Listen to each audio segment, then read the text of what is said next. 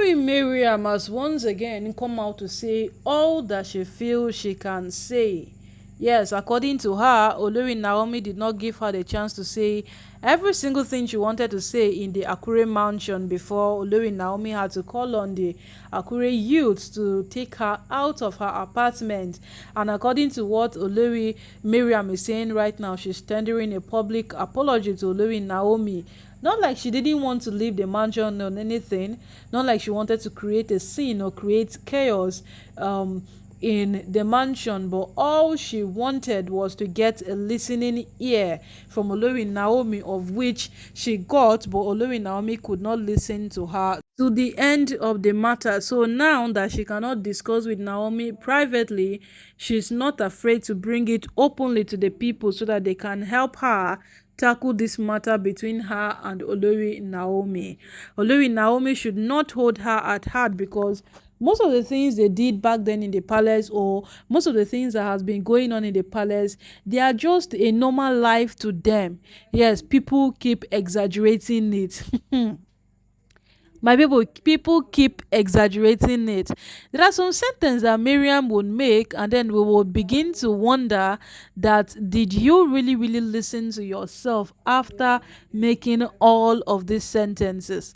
Because people keep exaggerating. The last time Miriam retaliated or reacted on Olori Naomi's issue was when the Oni went to Abuja to meet Olori Naomi and her son, and the son, Prince Tadenikawo, on Tadenikawo's birthday. Olori Mariam vandalized every single thing that was at her disposal in the palace. It was so bad that the palace guards, everybody could not control her. She made sure she destroyed everything that was at her reach. And then right now she is saying that people are exaggerating things. The media is exaggerating things. What they do is just them living their normal lives in the palace. What happens to those moments she wanted to go physical with Olori Naomi at a royal event? And then, Naomi being a very calm and a collective person, she did not even know Ronke wanted to attack her or anything. It was people's reaction and the rest, and even when they only had to cut in between, that even Naomi herself realized that Ronke would have struck you down by now, no. And then it became so visible to her. But my people, as it stands right now, these women lack words to even beg for forgiveness. Yes, look at Toby coming out to beg the Oni, now Miriam coming out to beg Olori Naomi, and all of these things. My people, this matter no go end. Yes, because these people would definitely want to come back. Now one might be wondering that, okay, Miriam always scales through her whole issues. She always finds her way around every single thing. So why is she begging Naomi? Miriam might not be able to find her way around this very issue as it stands right now. Reason being that Miriam has already crumbled in many ways. Miriam had fumbled.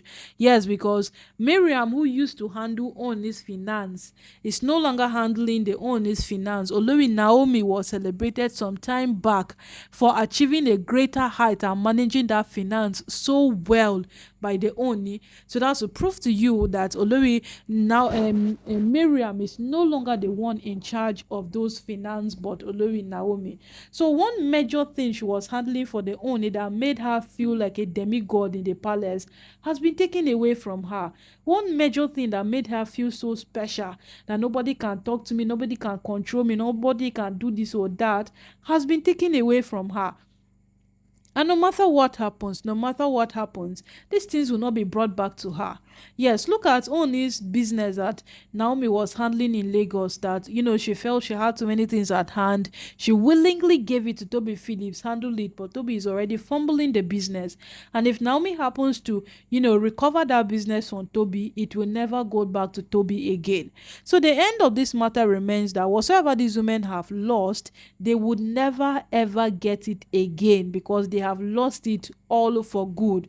So right now, even her begging strategy is not making sense. That's what everybody is saying. Even your begging strategy is not making sense. If you are telling Olori Naomi that, see oh, this thing happened, I did not even plan for it to happen, but sure it has happened though, forgive me. It is far better than you coming out to come claim smart and then play intelligent in front of Olori Naomi. Naomi is a human being, a very wise one for that matter. Forget the fact that the woman is calm, forget the fact that she's collective, forget the fact that she's a prophetess, that she's a woman of God who knows the Bible and abides by the ways and will of God. Forget it. She's a human being and she knows exactly what she's up to. Of all, she has blood running through her veins, and no matter what happens, she has feelings. She will feel it too. When all of these things happen, let not see like Naomi is one saint that doesn't get to feel the effect of all of these things happening in her life. She feels it too. She feels it. So you coming out to come and play smart at her or doing this play pretend, it doesn't make sense. Neither does it add up. No, it doesn't. But these women do not understand this part. Neither do they understand the path where Naomi is also witnessing all that they are doing. They keep on just making it seem day after day like she, it's Naomi now, nothing will happen and all of those things. So now something is happening. They only have taken a decision. Olori Naomi herself is already fed up with their actions, because when Naomi asked her to leave her apartment in Akure, she resisted, that she wanted to have more. Naomi ordered the youth to abeg help me take Mariam out of my apartment, and that was exactly what the youth did. So my people, right now, it's in fact what we will say about Mariam, nobody knows again. She Olori Shekinat have already started sending words across to her, telling her that I asked you to live a peaceful life, you refused. Everybody that has communicated with Mariam over time will attest to the fact that Mariam had a chance to live a better life in the palace, but she chose that going after Naomi is my ultimate goal.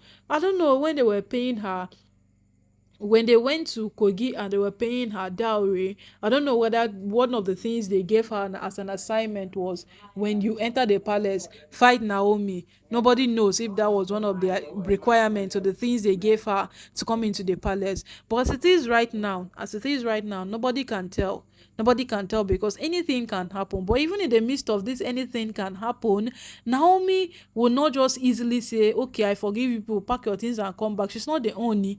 Like the women of Ife will always say, at the end of every matter, know that the conclusion and the decision of that matter lies in the hands of the Oni, and whatsoever he says remains what will be. So in the midst of this whole matter too, they would also know that the Oni has the final decision to this matter. So coming out to come play smart, to do playing pretend and all of those things, it is not a thing they should do on Naomi, because Naomi is just too smart than they thought.